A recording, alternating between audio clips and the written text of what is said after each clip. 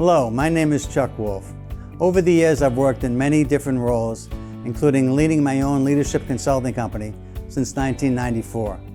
I've worked for and with some of the best companies and universities in the world, and have had the opportunity to work with government officials, military organizations, and public and private schools.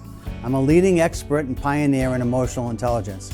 Since 2009, I've been a volunteer hosting a radio show I created called The Emotion Roadmap, Take the Wheel and Control How You Feel. I really enjoy making a difference in people's lives. The show is on award-winning community radio station, WPKN in Bridgeport, Connecticut. In recent years, Simsbury Community Television has been sharing my shows on their station and on YouTube.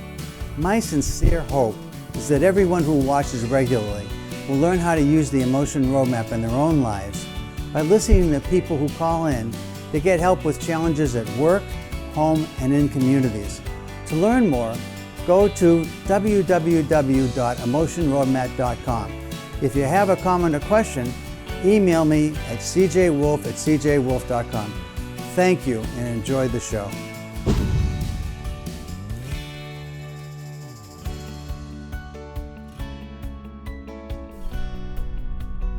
This is Chuck Wolfe, and you're listening to The Emotion Roadmap. Take the wheel and control how you feel. This is WPKN 89.5 FM, and this is the month that I started my WPKN programming, and it's my 15th year, and this is the first time in 15 years that I've started late. So I apologize to everybody who's tuned in and listening, and this is something that I really enjoy, and I don't like ever being late, and this is very strange. I know the way, so I didn't put Waze on, which I usually do, and I had to, and it just took 40 minutes on Route 8 coming down south. So anyway, it was a surprise to me that I got caught in traffic for as long as I did, and I'm real sorry about that. But if you've been waiting to call, the number to call in is 203-336-9756, and this is the Emotion Roadmap. Take the wheel and control how you feel. And there's probably some people that have tuned in that are listening. I want to thank you all who are regular listeners. The last few times I've been on air, I've gotten some lovely comments about the show, and I really appreciate those of you that enjoy it and listen regularly when you can. For those of you that are new to the show is about helping people deal with challenging situations in their life. Smart people often are stuck when emotions are involved, whether they're internal emotions. Sometimes you're struggling with some decision you have to make for yourself. Sometimes it's something that involves other people. When it involves just you, then when you call in, I will focus on how you're feeling, how you might like to feel, and I help you understand what that's about by explaining that emotions do impact the way we think and how we behave. And if our thoughts are cloudy and uncertain and doubtful and confused, by focusing on emotions, many times, at least, it seems that if we pay attention to the emotions driving our thoughts and feelings, we can unwind the situation we face and find a better alternative, perhaps, than ones that you might be considering on your own. The beauty of this emotion roadmap concept is that it's learnable, it's teachable, it's something that can help make you better at being smarter about emotional intelligence. We all have a certain skill set we come to the table with. Some of that skill set involves what we were born with, what we inherited, but it also involves a lot of our experiences. And I've had many, many different experiences with lots of people over the years, helping people deal with emotionally challenging situations, and I'm happy and enjoy the opportunity to help you.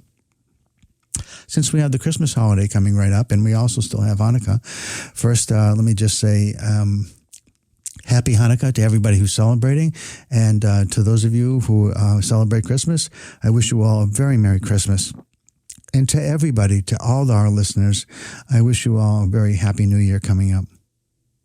One of the shows I remember distinctly some years ago, a fellow named Jim called in, and he was going to be introducing his adult children, they were young adults, He had recently been divorced from from their mother, and he had a new girlfriend, and he wanted to meet them. And he called in because I was talking about how to manage conflict successfully, and he anticipated that he might have some conflict when he was first introducing his, I think it was like 22, 23-year-old son and 18-year-old daughter to this new woman in his life. And so we talked about the emotion roadmap and how that might help by focusing on everybody's feelings that were involved. How did he want his young daughter to feel? How did he want his son to feel? How did he want his new partner to feel? And how did he want to feel? And how did he think everybody was feeling? How do you get from what you are feeling to what you want to feel for yourself and for everybody else that's important to what you're trying to get done? And Jim used to listen regularly, and then Jim called back several months later, and he said that, actually the conversation that we had, it was helpful. It was helpful for him to figure out how to bring everybody together, and it was far more successful than it might have been otherwise. And what's key, I think, is important to recognize, is that when somebody has something that potentially can be upsetting to someone else that they have to deal with or share or talk about or manage, that so oftentimes if we can plan emotionally how we want the outcome to feel for everybody, we almost have to be better, So having said that, I just want to encourage you, if you've got something that is on your mind that you'd like to share, that you'd like to call about, I'm waiting for your call. And the number to call again is 203-336-9756, 203-336-9756. Also, I want to acknowledge a few things today, but let me give you a chance to call first. 203-336-9756.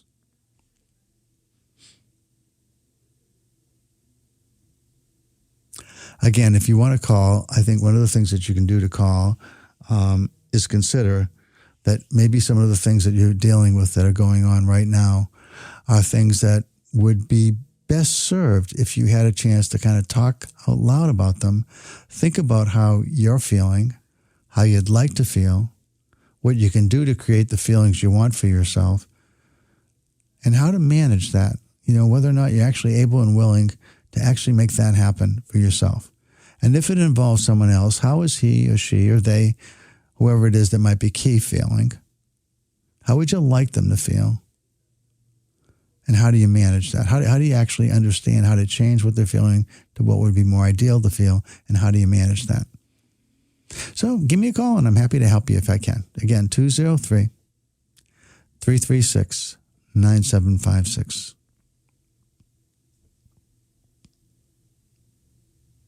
Okay. So a couple things I want to just talk a little bit about today is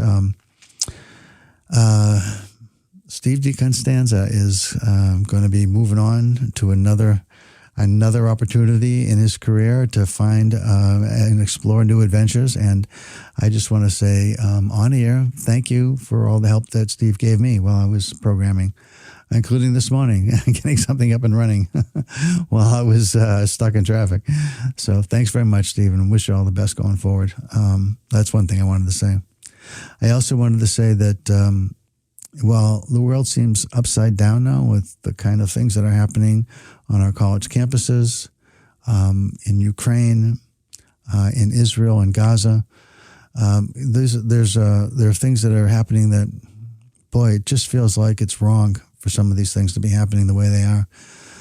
So as we celebrate the holiday of Hanukkah, Hanukkah is about light, about bringing light into darkness. And I hope all of you can find ways to bring light into your lives if you're experiencing any form of darkness, and maybe light into the whole world.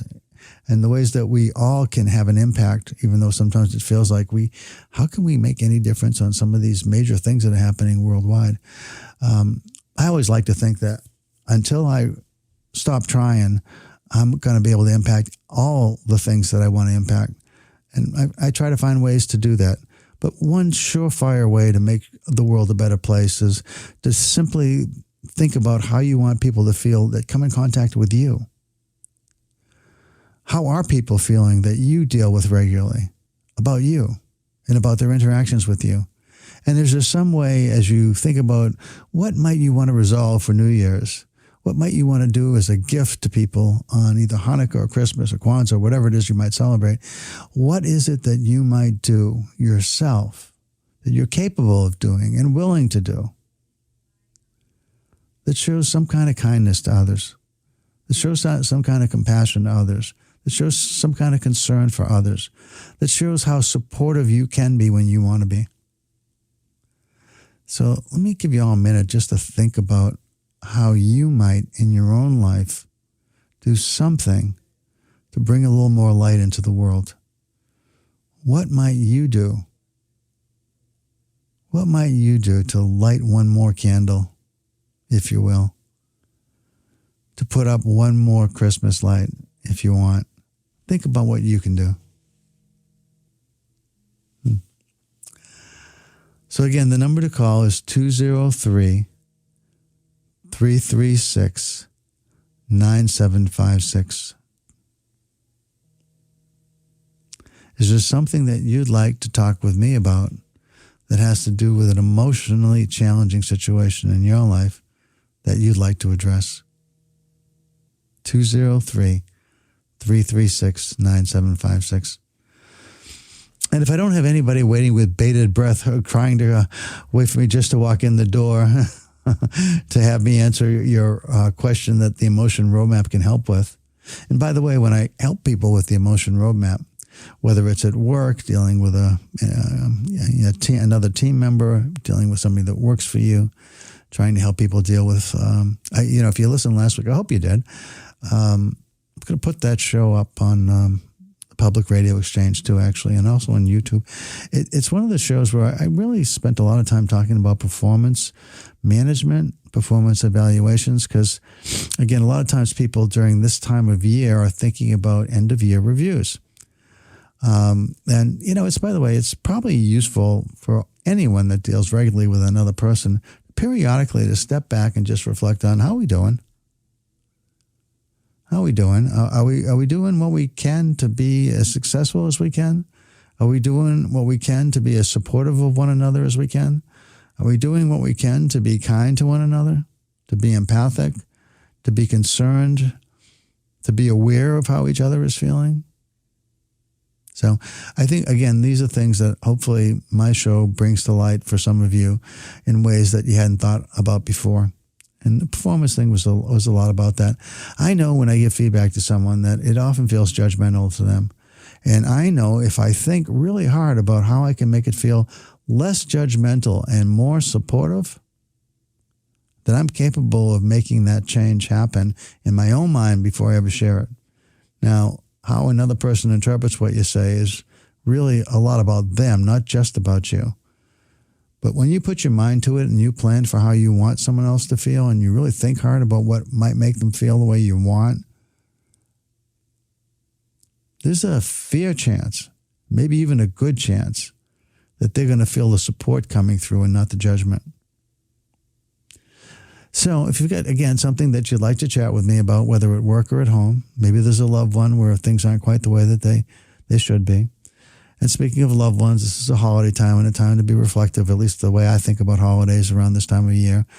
And I want to say I'm very proud of the people in my life. I'm very thankful for the people in my life. And I'm very in love and adore the people in my life that are family members. I think the world of my wife, Barbara. If you're listening, I love you. I adore you. And it's so wonderful to have you in my life.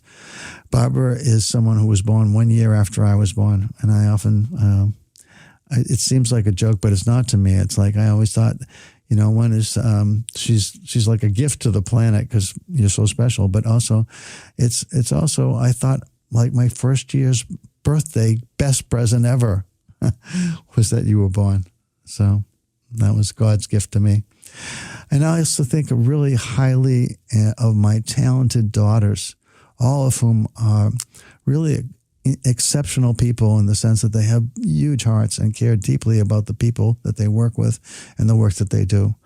And that's Jen, and that's Sarah, and then that's Becky. I think of Becky as being the farthest away because she's on delegation in Germany with a very large chemical company who's really seen her potential, and she's got her on a great track. and hopefully she's going to be coming back to the States perhaps in the next 6 to 8 months. We're hoping something along those lines. And our grandkids. We have 4 great grandkids. Becky's children are Sonny and Hannah, and Sarah's children are Leo and Max. And Jen doesn't have children, but Jen is a special needs teacher, and she has all kinds of children in her life that she supports. Anyway, so I just wanted to just acknowledge around holiday time something to share about how proud and how much I adore my family. And so think about things that you might say to your family to let them know how much you care for them and care about them, and how proud you might be of some of the things that they do, and how thankful you are to have them in your lives. I hope that helps make the holiday season even a bit more special. And as you think about New Year's resolutions, you might think about, the whole world, as I said, sometimes feels upside down to me, to you perhaps, and maybe there's some things that you might do to make it feel right side up in terms of how you behave, what you think about, how you feel, and how you cause others to feel, and what you cause others to think about, and what you do to influence how others behave. Upcoming in several months, I just have some really nice presentations to share with you of people I think of as really thoughtful, that have really great information to share. One of whom is a woman named Dr. Karen Kramer, who's written a book. You may want to look for it on Amazon. It's called Healthy Grief. Healthy Grief. It's a book designed to help people understand how we deal with grief, how others are expecting us to deal with grief, and how that influences the way we experience our cultures, how beliefs influence how we deal with grief, how attitudes and growing up and our experiences in our own homes and how we've seen others that we love and care about and often model have dealt with grief. But there's some ways to learn about how to perhaps be more healthy in terms of how you deal with it. We all grieve. I think Dr. Karen Kramer, I first met her when she came to a class I was teaching on certifying people in this test called the Mesquite, which measures emotional intelligence abilities. And I just thought, what a lovely person. We've stayed in touch somewhat over the years. And then I saw she's very excited about this book that she put out. She said her definition of grief is something along the lines, I don't know if I get this exactly right, but it's when something that was isn't anymore. Something that was isn't anymore. Now, that could be a person in your life. Unfortunately, I know some people that I care deeply about, very, very good friends. 2 different circumstances, lost daughters this past year.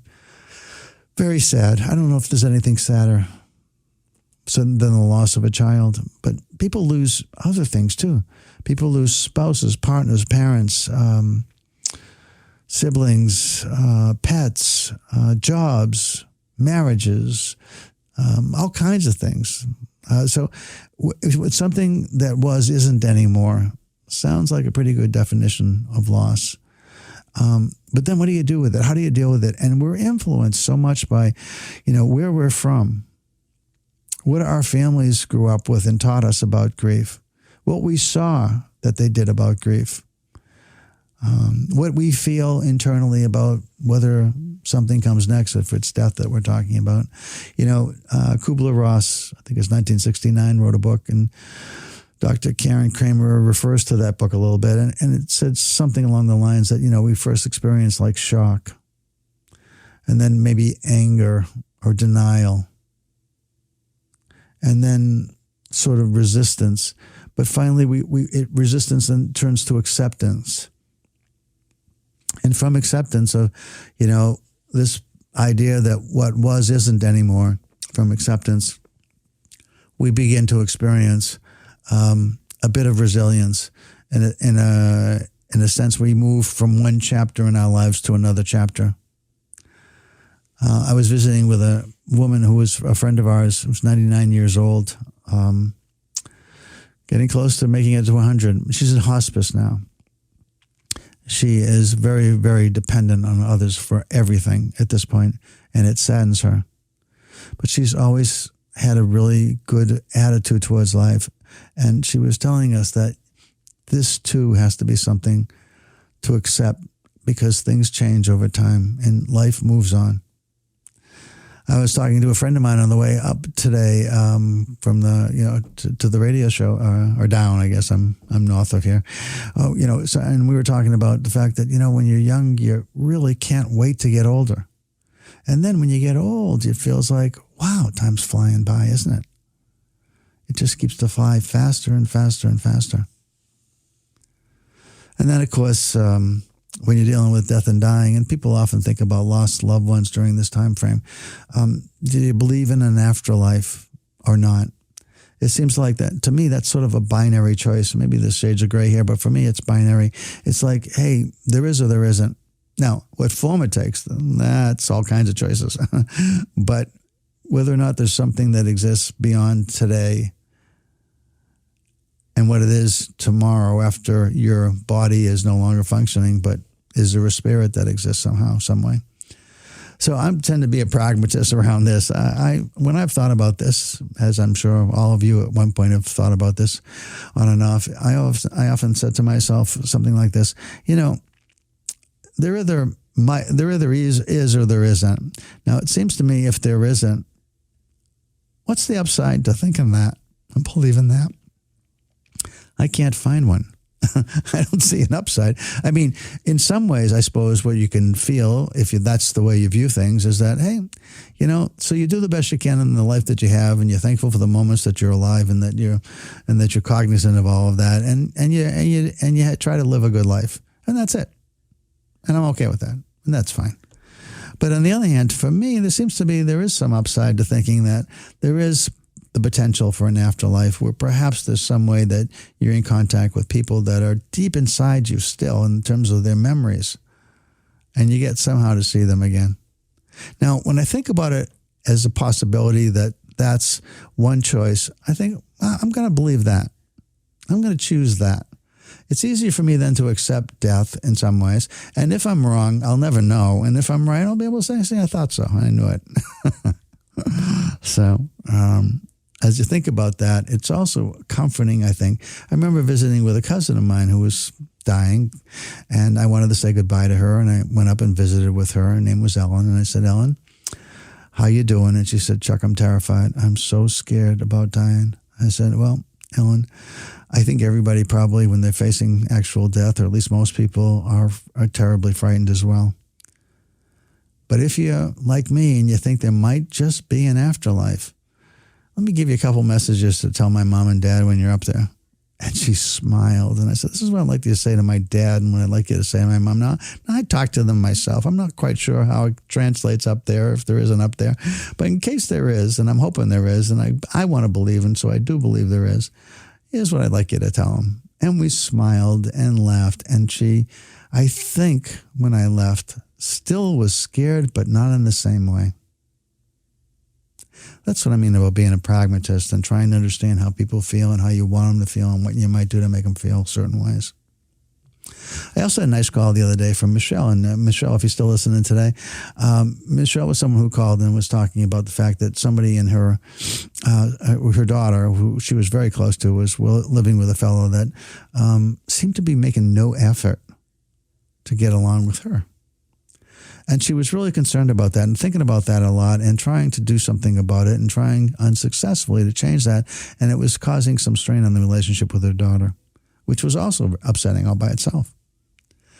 Now, what was interesting is I save a number of these shows, and I went back, and Michelle, I actually have that show where I talked to you about this. And what Michelle told me in this past show last week was that the stuff that we talked about actually worked. So that was really interesting to go back and listen to the earlier version when I was first saying it to you. What I had said to Michelle was that, hey, look, it seems to me a couple of things. One is, I don't know that people who are partners with people's daughters and sons are working as hard as at least I thought you were supposed to work when I first got involved with my wife and her family. I thought it was up to me to work really hard to make inroads and be polite and kind and thoughtful with her parents as a gift to her. Not that I was subservient, but as a gift to her. That's the way I thought about it. But it seems like I don't see that same kind of spirit coming from people these days, in my experience. So I was saying that one is I think the times are changing around this. So perhaps, it's something that's happening for a lot of people. Nevertheless, what can you do differently about managing how you feel about that? I looked at something on LinkedIn, this morning before I came, and one of the things that I saw was, this is a lot of these quotes are out there saying this is quotes for life kind of thing, and it said, "Hey, problems are only significantly challenging when your attitude about problems is significantly challenging." And I thought, that's true about some problems, but some problems just are really significantly challenging. It's not just about attitude, but attitude does matter. And that's what I helped Michelle understand was that, hey, look, you, first of all, aren't alone in experiencing this. That was important to feel. It was years ago, a fellow named Harry Stack Sullivan, a somewhat famous psychologist, said, hey, one of the things when he's helping people he found is that if I can help people understand that they're not unique in feeling this way, that the things that they're experiencing are common across lots of people, and I can diffuse this delusion, he called the delusion of uniqueness, that you're the only one feeling this way. And I can help somebody know that there's other people that are experiencing this. It's sort of, I guess, like misery loves company in some ways. But it's actually just more that you understand that you're not alone in this. It is just simply easier to deal with something. But that's just to know that something is happening to other people doesn't make it okay either, does it? And of course it doesn't. But what I said was, but how you feel about that and recognizing that, hey, you don't want this person to control or influence the relationship you have with your daughter. So you've got to let go of feeling like he needs to somehow move towards you and be more welcoming and more inclusive, that somehow he needs to do things different. If he does, great. If you can influence that, great. But don't count on it and don't let it cause an irreparable damage to the relationship you have with your daughter.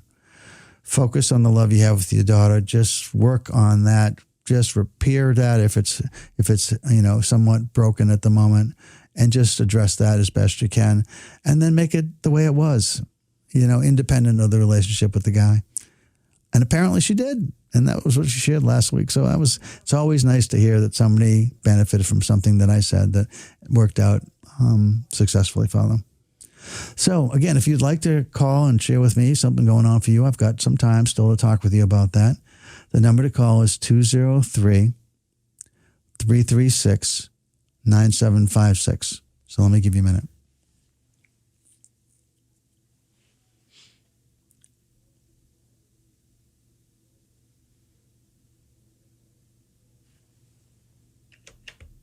Alcohol.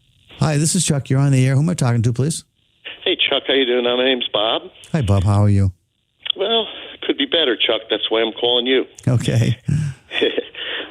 And I just kind of turned on the radio, and I heard a little bit of the last gentleman you were discussing an issue with. Sounded similar to what I've got an issue with, so I wanted to just throw this out there to you. Sure. And I can give you a little background information, too. It's about my daughter and my relationship. Okay. And background info is she met a guy about a year ago, moved to Boston. She's 24. Moved to Boston. She's going to school there, working, whatever. She'd gotten into a car accident maybe about 8 months ago. She hydroplaned coming off the Mass Pike. And so her birthday came up in September, and I talked to her boyfriend, and I said, hey, how are her tires on that car? Are they good or what? And it turns out that, of course, they're bad. Okay. So I figured I'd get her tires for her birthday, Okay. I figured that would be a nice gift, have them mounted for her, et cetera. So anyway, we had made plans I bought the tires, made plans to get together, and it didn't go through. We both had issues that particular day. So the next week we were going to meet, and she said, well, I'll be in town. Friday calls me up and says, hey, we're going to be down in, I forget, a lake somewhere down near Middletown. Can you drive down there? about an hour from me, but I said, yeah, all right, I'll meet you down there. We'll have breakfast. Then she calls me back, says about an hour later. Now, I made plans to meet her all day. Made plans. Hey, she goes, can we just meet for coffee? You know, we're kind of in a hurry. We got to see his mother. We're going to be seeing his mother and this and that. And I said, oh, okay. 5 minutes, fine. Yeah. So anyway, I'm about to leave the house, get down there, and I get another call. Hey, by the way, we're not going to do that because, well, we got to meet his father, and we're going to be at his mother's, and we really don't have room in the car for the tires. So we're just going to, blow you off again. So she did. Wow. And I stewed on it a little bit, got to tell you. Yeah, sure. Because, if my dad was going to give me tires, I'd have been there in 2 hours. You know what I'm saying? Yeah, I do. So anyway, the next day I send her a little text, and I said, and this may have been my mistake, but I said, hey, I don't really appreciate how you weren't concerned about, the time I was putting into doing this for you, and it kind of appears that maybe someone's not so concerned about your safety. So anyway, the next day I get a call from her, and she says to me, you better change your opinion of my boyfriend or if you want a relationship with us. And I was like blown away by that, quite frankly, because I couldn't even imagine saying that to my father. Yeah. I couldn't even imagine those words. And I had actually just drunk a 6-pack of beer before she called me. And the last thing I wanted to do was all right. So I just hung the phone up, click, click, goodbye. And that's it. So now I don't have a relationship with my daughter. And I got to tell you, it does bother me a lot. It really does. And I haven't made any overtures. I figure I got to give this girl time. I think that it's her boyfriend's really controlling her in a way, because that's the only thing I can think of. That doesn't seem like something she would have done on her own. I think she said, hey, my dad said you don't care about my safety. And the guy said, you tell him he better try. This is how I think. So anyway, that's my problem. Yeah. Okay. So the way this works for me, Bob, is I always ask, so, you've had some time to think about this. By the way, how long ago did this all happen? Like the end of September, into September. So it's been several months now that you haven't had any conversations with her since? Right. Yeah. That's a long time. Okay. What have you, obviously you've had plenty of time to think about this. Do you have any thoughts about what you think you might do? Well, my thought was just, John Lennon said, time wounds, all heals. But I thought maybe time would heal all wounds. I'd just give her a little time and let her come to some conclusion on her own. Yeah. As to what she needs to do, because I figure, hey, look, you can't, in other words, if you say to me, Dad, we'll be down, we'll grab them tires in a few weeks, don't worry, that would have been all I wanted to hear. Yeah. And that would have been enough to show me that, okay, maybe they are concerned about the safety. But, for someone to just say to me, you better change your opinion. And you got to understand, this is my daughter, has had several boyfriends, and every time she has a new one, she always says, Dad, what do you think of my boyfriend? What do you think of my boyfriend? What do I think? And I say, what do you want me to think? He seems like a nice guy.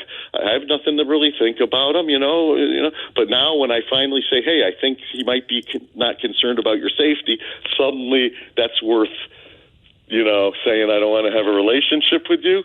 So yeah. I don't know. So you're not sure. Okay, well, let me just ask this then.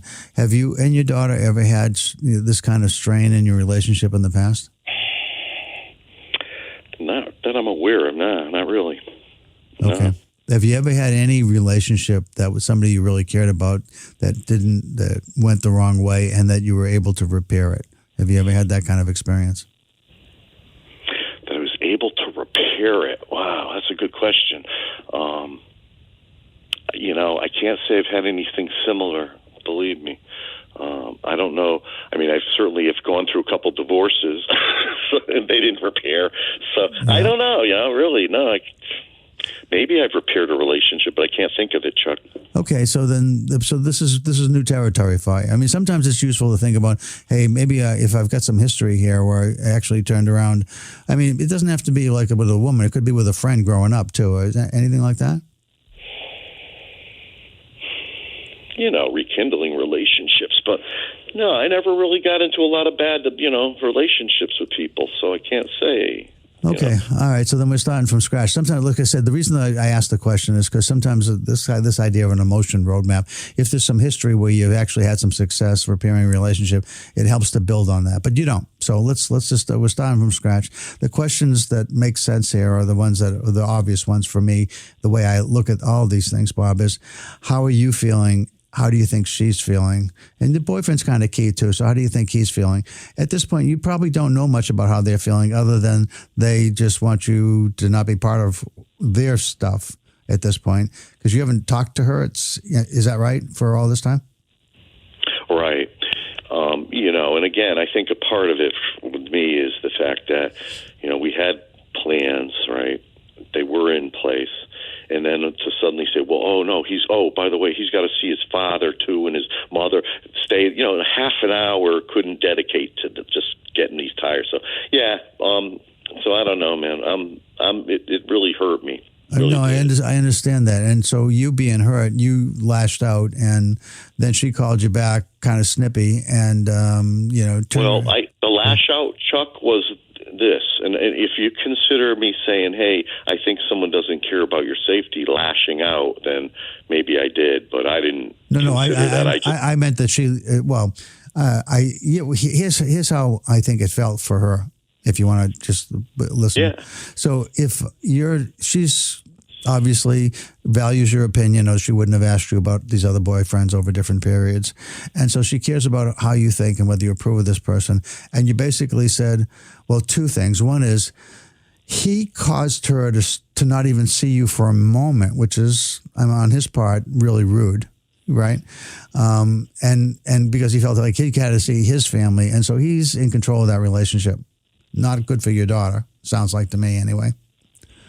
Does that make sense? I agree. And the thing is there's been several other visits that, they came up because of his purposes, and we were supposed to meet, but it got blown off. So this is not the first time. This has happened, I could tell you, probably 10 times in the last year where, she's called, we were going to get together, and it was all because of things revolving around him. So I naturally thought, well, had the shoe been on the other foot, and she said to him, hey, you better tell your mother, she changed her opinion, and I just can't see that happening, so. Well, that's a good point, by the way. What her mother, are you and her mother at all have any kind of relationship? Her mother? Yeah. And I apologize. What I meant was she would tell him about his mother. In other words, you tell your mother, but you know what I mean? Yeah, I do. But I am her asking. Mother. Yeah. I don't have a relationship with her mother. Okay, so she's not key to. I mean, there's no way to leverage anything that she might say. Well, no, I was, it honestly crossed my mind to give her mother a call, but I think her mother would take glee. You know what I mean? In the fact that there's an issue. So. Yeah, I can't. Okay, so let's talk about what's possible. As far as I can tell, she's deferring to him about decisions about who she sees, and that's, unfortunately, it's not unusual, but it's not great. I mean, that's how I feel about that. But if you want, she does care about you because she wouldn't have asked some of the things you told me about, for approval about other guys in her life. Obviously, you don't approve of this guy, and I don't think that you want to go there, but. Well, Chuck, it's not that I didn't approve. I thought the guy was a nice guy. Nothing made me not approve of him until this incident, and I'm certainly blaming him for it because, like I said before, this thinking I don't think came out of her mind. That's what I mean. So I'm not. I don't know whether to value him or not. I am making a judgment in my own mind that if this guy doesn't carve out some time for his girlfriend to see her father, who's trying to be helpful to her, that sounds wrong to me. It does. So yeah, I think it's a power thing, honestly. Yeah, and I agree with you. But let's take him out of the equation for the moment and just simply say, if you want to reach out to her, how do you think she's feeling right now, and how would you want her to feel? I don't know. That's a really good question. I don't know how she's feeling. I would think she's probably sad. And I think what she's upset with was the quickness that I hung the phone up on her.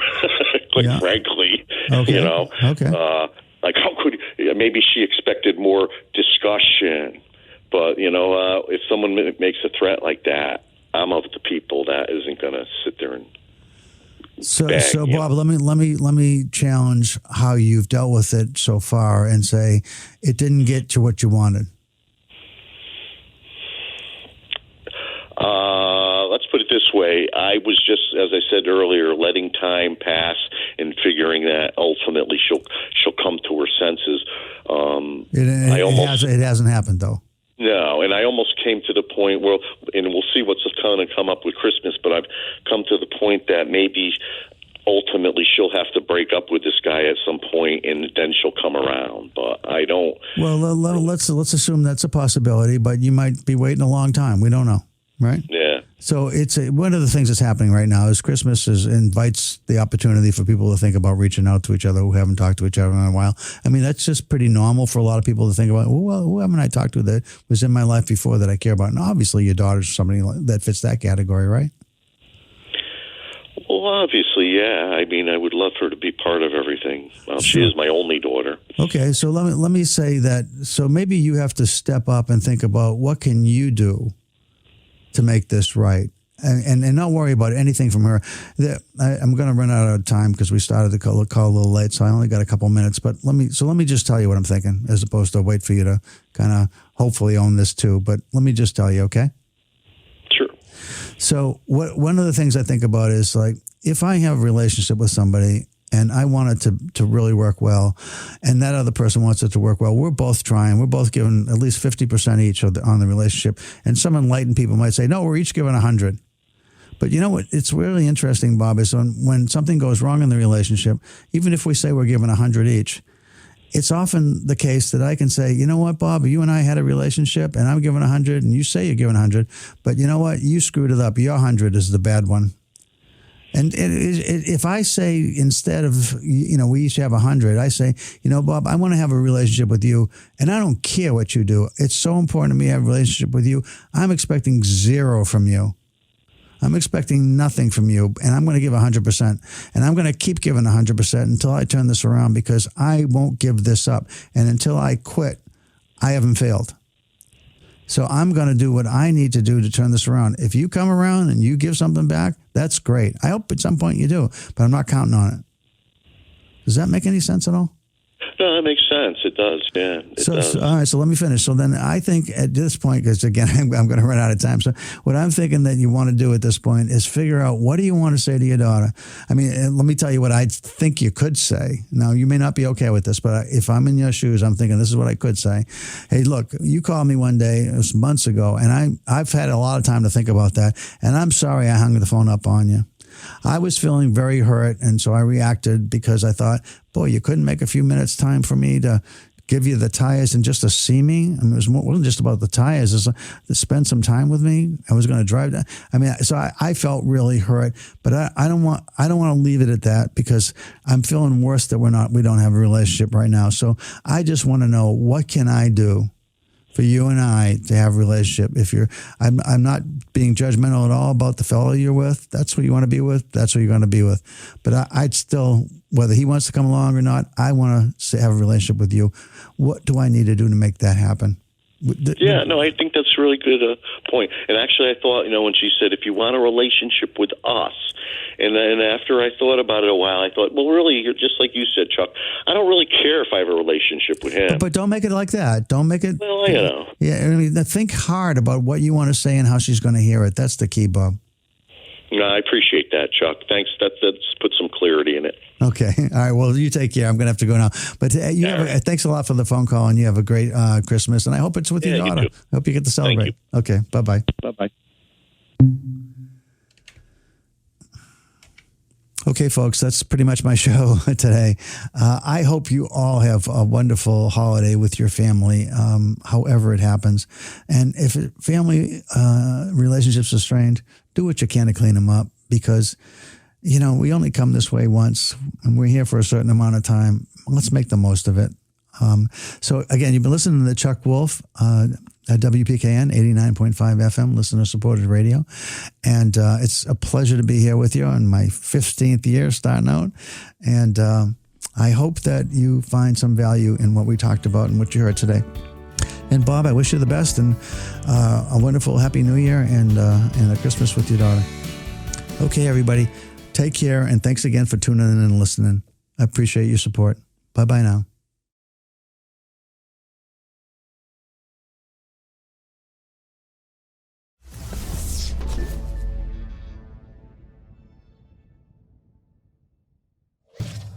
Funding for Simsbury Community Television is provided in part by contributions from viewers like you.